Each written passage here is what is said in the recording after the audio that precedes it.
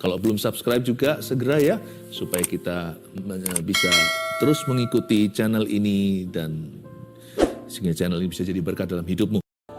Ya Tuhan, untuk bersama-sama menghadap Tuhan dan berjumpa muka dengan muka sekalipun mata kami tidak melihat Tuhan. Tapi kami melihat Tuhan dengan iman percaya bahwa doa kami tidaklah hambar, tidak hampa, tidak sia-sia. Segala yang naik pasti akan turun ke bawah. Ada tangga kepada anak manusia, yaitu anak Allah di sorga. Di mana malaikatmu naik turun Tuhan membawa jawaban doa. Kami percaya doa kami didengarkan. Sampaikan sabdamu, sembunyikan hambamu di balik salibmu. Berkati keluarga besar saat teduh bersama. Dalam nama Yesus. Amin. Puji Tuhan. Saya sangat-sangat excited, selalu semangat kalau masuk hadirat Tuhan karena nggak pernah keluar orang yang sama. Tuhan itu selalu memberi bekal barang siapa yang masuk hadiratnya, siapa yang mencari wajahnya sungguh-sungguh, orang itu mendapat upah, kata firman Tuhan di kitab Ibrani. Upah itu tidak tentu materi, tetapi pasti ada jawaban dari Tuhan. Tuhan itu memuaskan hati dan jiwa kita. Jangan lupa untuk subscribe juga, supaya terus kita bisa memberi Anda makan rohani.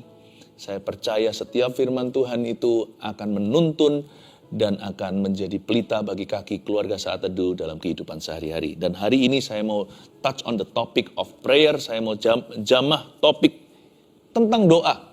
Dengan judul doa yang didengarkan, buka di Markus pasal 10 ayat yang ke-46 sampai 52. Ini kasus Yesus menyembuhkan Bartimeus. Di dalamnya kita bisa melihat bagaimana doa, karena di dalam sini ada adegan doa Bartimeus berseru-seru. Yesus itu nggak pernah abaikan orang yang sungguh-sungguh. Yesus menyembuhkan Bartimeus, kita akan pelajari doa yang didengarkan itu seperti apa. Ayat 46, lalu tibalah Yesus dan murid-muridnya di Yeriko, dan ketika Yesus keluar dari Yeriko bersama-sama dengan murid-muridnya dan orang banyak yang berbondong-bondong, ada seorang pengemis yang buta bernama Bartimeus, anak Timeus, duduk di pinggir jalan. Ketika didengarnya bahwa itu adalah Yesus orang Nazaret, mulailah ia berseru, Yesus anak Daud, kasihanilah aku. Banyak orang menegurnya supaya ia diam. Namun semakin keras ia berseru, anak Daud, kasihanilah aku. Lalu Yesus berhenti dan berkata, panggillah dia. Mereka memanggil orang buta itu dan berkata kepadanya, kuatkan hatimu, berdirilah, ia memanggil engkau. Lalu ia menanggalkan jubahnya, ia segera berdiri dan pergi mendapatkan Yesus. Tanya Yesus kepadanya, apa yang kau kehendaki supaya aku perbuat bagimu? Jawab orang buta itu, Rabuni, supaya aku dapat melihat. Lalu kata Yesus kepadanya, pergilah, imanmu telah menyelamatkan engkau. Pada saat itu juga melihatlah ia, lalu ia mengikuti Yesus dalam perjalanannya. Apa sih yang Tuhan cari pada sebuah doa? Meskipun Bartimeus waktu itu ketemu Yesus secara fisik muka dengan muka, sebenarnya dengan Tuhan tidak berjarak. Hari ini sama halnya atau sepadan. Meskipun kita nggak melihat Yesus secara fisik, iman itu membuat Yesus tidak lagi terbatas. Tidak ada batas waktu, tidak ada batas tempat, tidak ada batas jarak. Kalau kita percaya kepada Tuhan, Tuhan hadir di depan kita, di dekat kita, seperti waktu itu Yesus berada di dekat Bartimeus. Apa yang Tuhan cari pada sebuah doa? Kita lihat ayat 46, lalu tibalah Yesus dan murid-muridnya di Yeriko. Yesus dalam perjalanan sama murid-muridnya 12. Tibalah Yesus beserta murid-murid itu di Yeriko. Nah, yang saya ingin untuk ceritakan sama Anda adalah cerita sebelum Yesus sampai ke Yeriko itu terjadi perdebatan seru antara 12 rasul atau murid-muridnya. Mereka semua lagi berebut tahta. Mereka berdebat di antara mereka siapa yang terbesar di antara para rasul atau murid itu. Bahkan ada permintaan supaya suatu hari mereka bisa duduk di tahta Yesus, duduk di singgasana di sebelah kiri dan sebelah kanan turut memerintah. Wah, buat ngamuk yang lainnya. Apa-apaan kamu kayak gitu. Kenapa kita itu sesama murid Yesus saling mendahului? Waduh, keruh. Dalam kondisi seperti itu baru reda. Yesus dan murid-muridnya tiba. Kemudian ketika Yesus keluar dari Yeriko bersama dengan murid-muridnya dan orang banyak berbondong-bondong, ada seorang pengemis yang buta bernama Bartimeus, anak Timeus, duduk di pinggir jalan. Lucu ya, mereka sedang memperjuangkan posisi. Kalau orang dunia katakan positioning. Mereka memposisikan diri sebagai yang superior, saling sikut, saling kalahkan, bukan saling mengalah. Siapa terbesar di antara mereka? Tiba-tiba perhatian seluruh cerita ini tertuju kepada seorang yang duduk di pinggir jalan. Mereka semua lagi berebut pamor. Yesus akhirnya konsentrasi atau pandangan Tuhan diarahkan kepada seorang pengemis yang papah dan buta. There comes a humble miracle. Orang sombong yang peduli sama dirinya sendiri gak akan bisa didengar doanya. Doa yang didengar itu adalah doa yang merendahkan hati di hadapan Tuhan.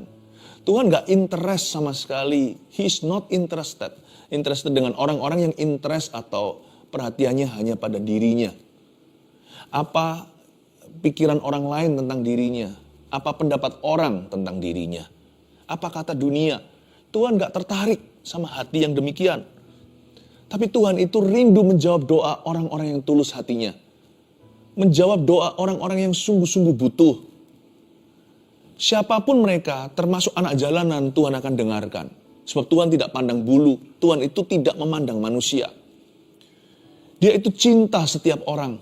Tuhan mengasihi setiap kita. Pokoknya kalau kita datang sama Tuhan itu in a real way. Jikalau kita hampiri tata Tuhan itu dengan sikap hati yang nyata. Tuhan, I really need you. Aku gak basa-basi dan aku gak ikut-ikutan. Dan juga aku gak doa itu seperti orang Farisi demi dilihat orang. Kalau aku doa masuk hadirat Allah, aku sungguh-sungguh cari Tuhan untuk ketemu sama Tuhan. Meskipun aku punya kebutuhan, Tuhan akan memandang aku hina. Karena kalau bukan datang pada Tuhan, kepada siapa aku minta pertolongan. Orang yang datang sama Tuhan itu in a real way, dengan cara yang nyata. Apalagi hatinya merendah, orang seperti itu pasti akan ditemuinya. Tapi yang debat hal-hal yang ambigu, perkara-perkara yang maya, mereka-reka perkara-perkara yang sia-sia, yang gitu Tuhan berkata, besok aja lah ya berdoa, kamu gak siap untuk saya. You're not ready for me. Ya. Kenapa kita gak berdoa? Kenapa kita juga merasa susah untuk berdoa? Bukan karena kita harus layak dulu baru kita bisa sembahyang. Kalau gitu gak ada satu orang pun bisa masuk ke dalam hadirat Tuhan. Doa itu perlu konsentrasi. Doa itu fokus ke Yesus. Karena itu siapa yang dalam kondisi terpuruk sekalipun, asal dia tulus cari Yesus, jangan tunda. Anda bisa sekarang juga masuk hadirat Allah. Nggak usah tunggu layak dulu. Waktu masuk nanti, Anda akan dilayakkan oleh Tuhan, oleh darah Yesus yang ajaib itu. There comes a humble miracle. Tiba-tiba seluruh fokus ini shifted. Bergeser pada seorang pengemis di jalanan yang bernama Bartimeus. Ketika didengarnya yang 47 bahwa itu adalah Yesus orang Nazaret, mulailah ia berseru. Ini bagus. Sebelum Bartimeus berseru kepada Yesus, dia sudah dengar-dengaran. Meskipun dia buta kan dia gak tuli. Ketika didengarnya bahwa itu adalah Yesus orang Nazaret, ternyata dia sudah diam-diam nguping. Banyak kesaksian orang-orang disembuhkan. Banyak cerita desas-desus tentang Yesus. Dia ambil baiknya semua. Dan dia taruh di hatinya. Iman timbul dari pendengaran. Ternyata ada satu poin sederhana. Apa yang Anda lakukan sebelum doa sangat berpengaruh saat Anda sembahyang. Apa yang Anda izinkan masuk dalam dirimu lewat telingamu, apa yang kau dengarkan, makanya jangan gosip ria. Itu nanti pengaruh outputnya pada waktu Anda doa. Sebelum Bartimeus bahkan berseru kepada Yesus, dia sudah dengar tentang Yesus. Makanya itu saya suka sekali, saya punya satu habit yaitu saya sering iseng-iseng baca Alkitab sekalipun bukan lagi di dalam patokan porsi saat teduh pribadiku.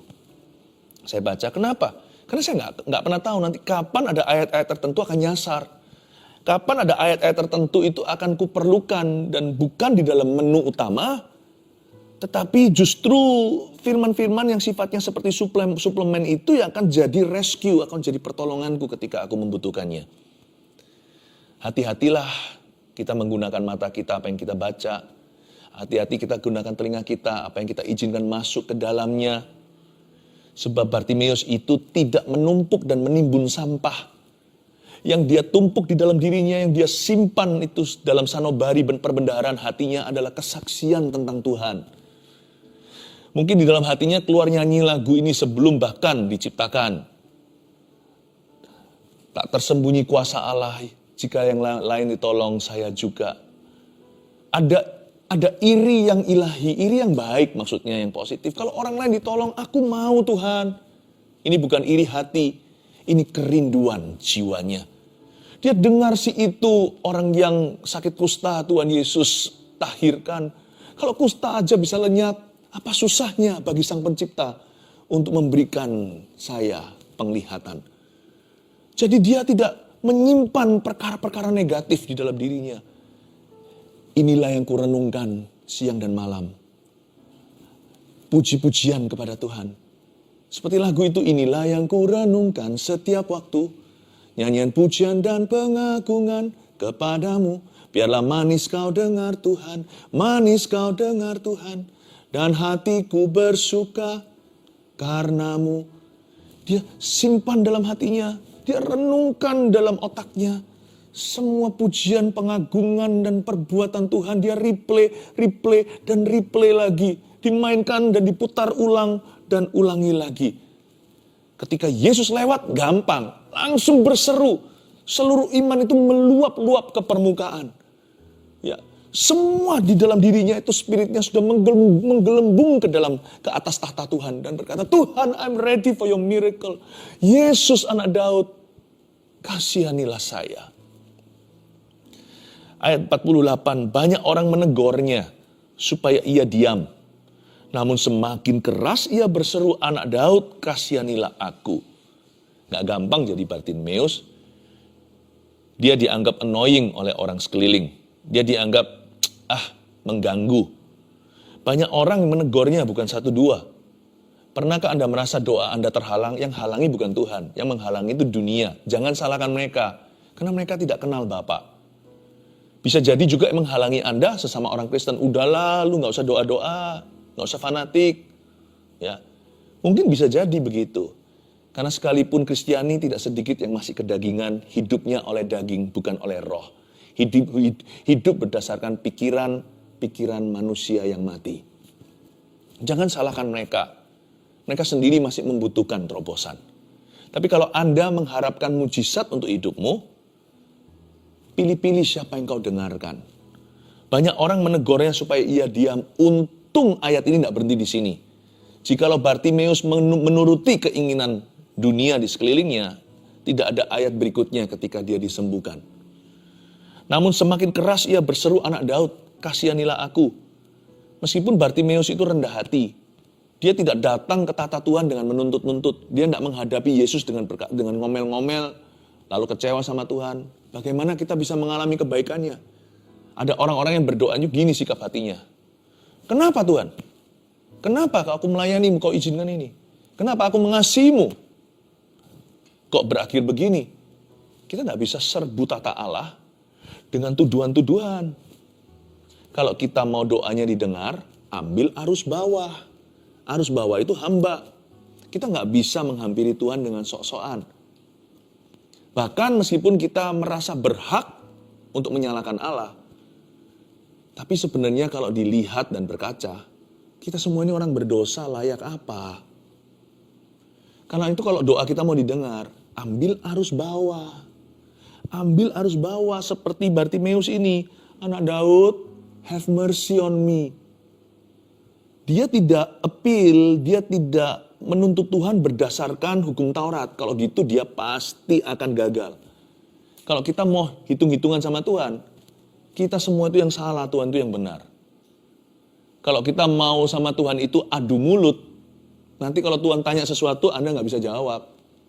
Kita tanya Tuhan, pasti ada jawabannya. Meskipun pertanyaan kita susah dijawab, why? Banyak pertanyaan kita kan seputar mengapa. Kalau Tuhan bukakan suatu hari semua jawabannya, Anda akan terkejut Tuhan punya alasan.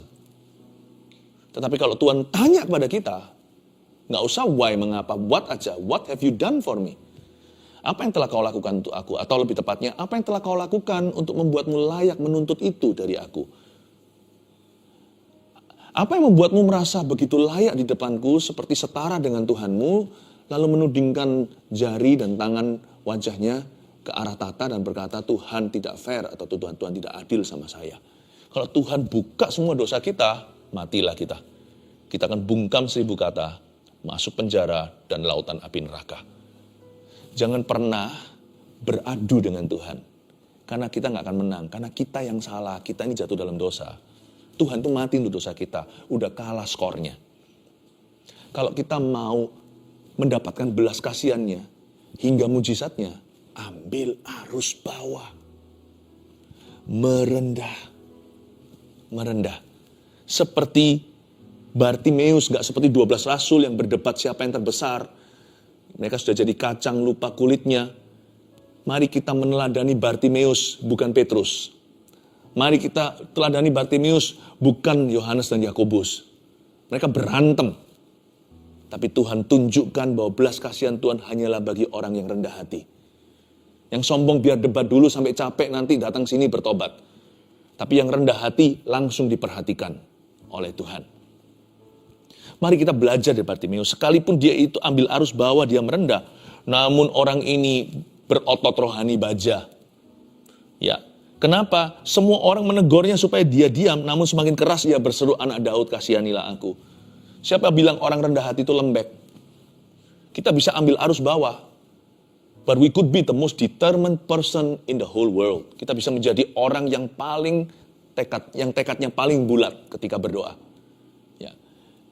Iman itu nggak usah angkuh. Iman itu konsisten dengan permintaan. Kalau Anda minta sesuatu sama Tuhan dan Anda tahu itu adalah janji Tuhan dalam hidupmu, Anda konsisten. Nggak usah marah-marah sama Tuhan, ambil arus bawah sikap hatinya. Tapi doanya tidak pelin-pelan. Paham maksud saya? Ambil arus bawah merendah, tapi permohonannya tetap.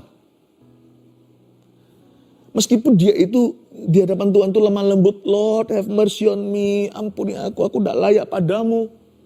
Tapi imannya teguh, aku tahu aku akan sembuh. Aku tahu Tuhan akan dengarkan aku. Aku tahu Tuhan akan melayakkan saya. I admire this person. Bartimeus ini. Banyak orang menegurnya, malah dia semakin keras berseru pada Tuhan. Lalu Yesus berhenti, ayat 49 dia kan. Dan berkata, panggillah dia. Mereka memanggil orang buta itu dan berkata kepadanya, kuatkan hatimu, berdirilah, ia memanggil engkau. Kalimat ini mubasir menurut saya. Orang banyak tiba-tiba berubah pendapat. Tadinya berkata, diam, sekarang berkata, kuatkan hatimu. Kadang-kadang kita berpikir begini ya, orang itu maunya gimana ya? Waktu kita terpuruk, mungkin ada teman-teman kita yang berkata, mungkin kamu lagi berdoa, mungkin kamu dosa, Tuhan sedang menghukummu. Padahal kita tahu di hati kita, hubungan kita dengan Tuhan dalam kondisi yang sangat baik. Meskipun kita tidak mengerti kenapa Tuhan izinkan hal-hal tertentu. Tapi waktu kita mengalami mujizat dan kemenangan, orang yang sama yang berkata, mungkin kamu perlu bertobat, langsung aja menyaut dan berseru, puji Tuhan, Tuhan itu baik dalam hidupmu. Manusia itu selalu berubah-ubah. Orang yang sama berkata, Hosana, Hosana, berteriak begitu, esok hari langsung seruannya ganti, salibkan dia, salibkan dia. Kalau kita mengikuti opini manusia, tidak akan ada akhirnya. Makanya itu penting sekali untuk kita punya keyakinan yang kokoh. Kita punya kesaksian roh. Miliki iman yang tidak pelin-pelan. Dan orang-orang berkata, kuatkan hatimu, berdirilah ia memanggil engkau. Langsung diresponi begini di ayat yang ke-50. Lalu ia menanggalkan jubahnya. Ia segera berdiri dan pergi mendapatkan Yesus. Bartimeus tidak bisu. Bisa aja dia berkata, oh oke, aku akan lakukan itu. Dia tidak menjawab orang-orang ini. Orang-orang ini yang tadi berkata, diamlah. Sekarang berseru, kuatkan hatimu. Bartimeus tidak protes sama mereka. Tadi kamu bilang aku suruh diam. Sekarang kamu bilang, Tuhan memanggilku, kuatkan hatiku. Tadi kamu yang melemahkan. Sekarang kau bilang, kuatkanlah imanmu. Gimana sih? Kamu mau melemahkan aku atau menguatkan aku? Bartimius tidak cekcok dengan mereka. Karena dia punya satu tujuan. Dia sedang menjemput mujizatnya. Gak ada waktu untuk cekcok sama orang. Gak ada waktu untuk berdebat. Seperti 12 rasul yang debat yang gak perlu. Bartimius gak punya waktu. Waktu orang-orang itu berkata, kuatkan hatimu. Harusnya kan bisa kembali dia mencemoohkan mereka. Ayo, kamu yang salah. Dia tidak pembenaran diri. Ayo, mengakui. Aku yang benar selama ini aku berseru-seru. Ternyata didengarkan kan? Berarti tadi kan kamu yang menjadi alat setan. Gak perlu kepahitan. Gak ada waktu, gak ada ruang untuk itu. Mengapa? Karena Anda sedang menjemput mujizat Anda. You have no time for that. Tahu apa responnya Bartimius? Reaksinya gimana? Ayat 50. Lalu ia menanggalkan jubahnya. Apa yang istimewa dengan menanggalkan jubah? Kan cuma copot pakaian jaketnya. Ada keistimewaan zaman itu. Orang buta, handicap atau yang cacat dikasih jaket. Dikasih bukan jaket lah, dikasih sebuah jubah. Orang lihat jubah itu tahu bahwa orang itu adalah orang yang cacat. Orang yang punya kebutuhan fisik secara khusus. Misalnya hari ini ada tanda seperti orang duduk di kursi roda kalau Anda lihat misalkan di toilet. Ya, di toilet ketika mau ke belakang, di mall juga ada pria, ada wanita, lalu ada yang untuk orang cacat. Biasanya ada pegangannya untuk mereka berdiri bisa bertumpu. Demikian pula mobil, khususnya di luar negeri.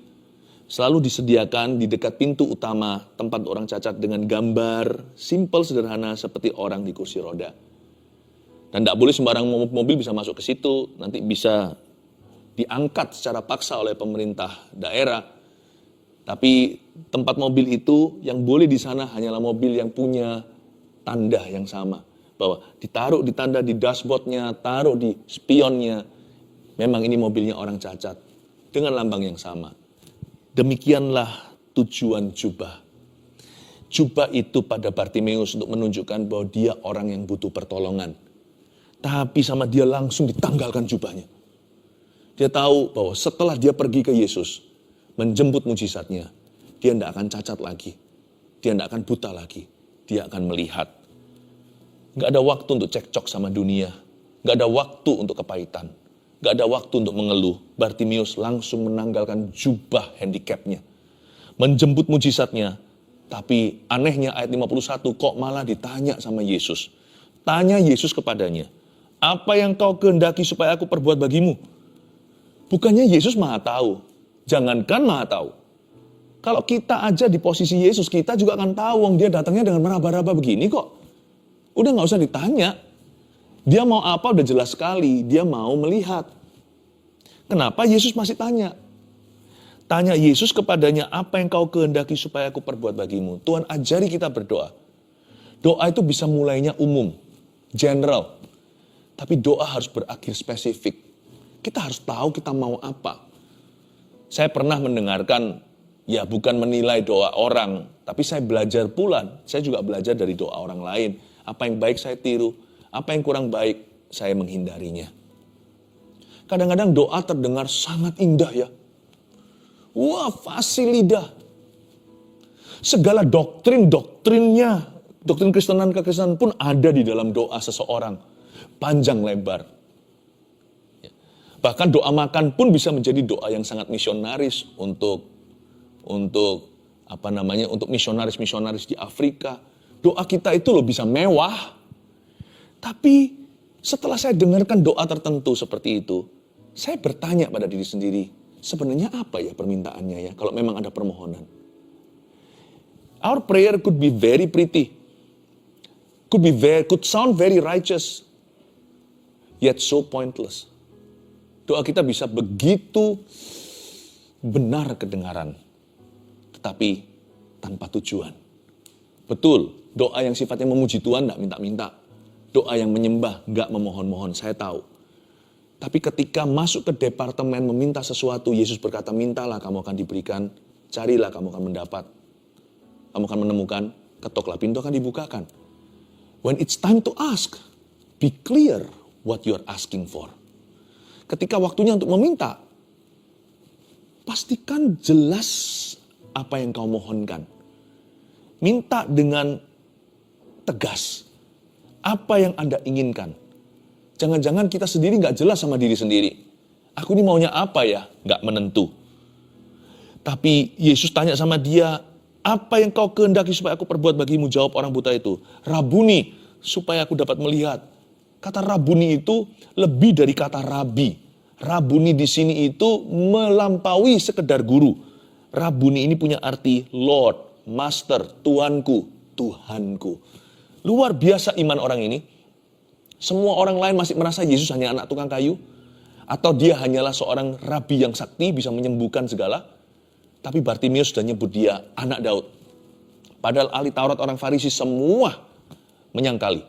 Mana ada yang namanya Mesias itu dalam nubuatan keluar dari Nazaret, kota hina.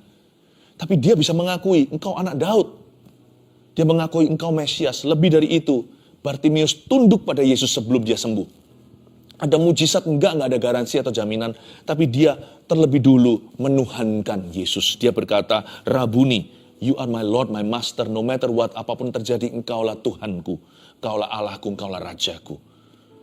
Lalu jawab orang buta itu, tidak basa-basi, supaya aku dapat melihat. Lalu kata Yesus kepadanya, pergilah, imanmu telah menyelamatkan engkau. Dari sini kita tahu kan, Yesus tidak menyebut itu iman waktu dia masih seru-seru, kasihani aku. Yesus sebut itu sebagai pengakuan saja. Iman itu baru disebut iman ketika Bartimeus berkata, aku mau melihat. Iman itu baru diakui sebagai iman setelah jelas permohonannya. Apa yang kau kehendaki supaya aku lakukan? Rabuni, supaya aku dapat melihat, so I can see. Pada saat itu juga melihatlah ia. Waktu dia lihat Yesus, dia gak mau lepaskan Yesus lagi. Terbukti ayat kalimat berikutnya, lalu ia mengikuti Yesus dalam perjalanannya. Padahal ayat berikutnya, pasal-pasal kemudian, Yesus pergi ke Yerusalem untuk dianiaya dan naik ke kayu salib. Bartimeus tetap ikut. Sekali dia lihat yang dia kagumi bukan pemandangan, bahkan mujizat. Dia lihat Yesus dan berkata, Son of God, anak Allah. Dan dia gak mau lepas pandangan. Sejak hari itu, dia mengikuti Tuhan. Saya gak tahu, Bartimeus gak ada ceritanya lagi. Tapi saya bahkan percaya, jikalau Bartimeus itu terus sampai kepada gereja mula-mula, dia pasti ada di golongan orang-orang yang melayani Tuhan dan memberitakan Injil. 3 hal yang kita bisa pelajari dari doa yang didengarkan. 1, doa yang merendah hatinya. Doa yang begini didengarkan oleh Tuhan. Ingat tadi, ambil arus bawah. 2, doa yang jelas permintaannya. Jangan hanya fasih lidah, kedengaran indah, apalagi mewah. Yang jelas, goalnya apa? Tuhan gak keberatan menjawabnya, asal Anda jelas. Dan kalau salah meminta, Tuhan akan luruskan. Tapi hendaknya kita tahu apa yang kita harapkan. 3, doa yang beriman kepadanya. Oh, iman Bartimeus diuji sepanjang waktu. Dari sejak dia disuruh diam oleh banyak orang. Sampai ketika dia pokoknya dihalang-halangi terus sama sekeliling dan keadaan. Tapi dia terus beriman. Pertama dia sebut Yesus Mesias. Lalu Rabuni, Tuhan dan Rajaku. Di imannya teguh, tidak goyah. Do you have faith in the Lord? Apakah Anda punya iman dalam Yesus? Doa yang merendah hatinya. Doa yang jelas permintaannya. Dan doa yang beriman kepadanya. Sudah siap untuk menaikkan permohonan? Ya Allah, Engkaulah Allahku yang kucari wajahnya. Nyanyikan lagu ini. Mari kita mengangkat tangan, terimalah berkat dari Allah Bapa, kasih karunia dari Tuhan Yesus, pengurapan dari Roh Kudus menyertai keluarga saat teduh. Peace be with you. Doamu didengarkan Tuhan. Dalam nama Yesus, haleluya. Amin. And there I find you in the mystery.